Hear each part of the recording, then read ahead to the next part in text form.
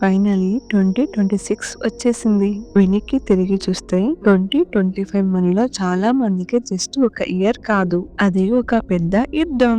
మనమే చేసిన తప్పులు, మనల్ని నమ్మి మోసం చేసిన మనుషులు, ఎవరికీ చెప్పుకోలేక పిల్లోకి ముఖం దాచుకొని గడిపిన ఎన్నో రాత్రులు అన్నీ ఇప్పుడు గుర్తుకొస్తున్నాయి కదా! నిజం చెప్పాలంటే మనమంతా చాలా టయర్డ్ అయ్యాం. ఫిజికల్ గా, మెంటల్ గా, ఎమోషనల్ గా. కానీ ఒక్క నిమిషం ఆగి ఆలోచిద్దామా? ఇంత జరిగినా కూడా, ఇన్ని దెబ్బలు తగిలినా కూడా మనం ఇంకా ఇక్కడే ఉన్నాం. నిలబడి ఉన్నాం. అంటే 2025 మనల్ని ఓడించి వెళ్ళిపోలేదు. మనల్ని 2026 కోసం స్ట్రాంగ్ గా తయారు చేసి వెళ్ళింది. అందుకే ఈ కొత్త సంవత్సరంలో పాత బాధలను బ్యాగేజ్ లాగా మోసుకుంటూ నడవద్దు. కొంచెం తేలిగ్గా ముందుకెళ్దాం. మనము పర్ఫెక్ట్ గా ఉండవలసిన అవసరం లేదు.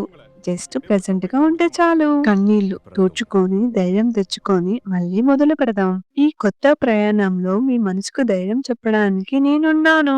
నా పేరు సిరి. కొత్త ఆశలతో 2026 ని స్టార్ట్ చేద్దామా మరి?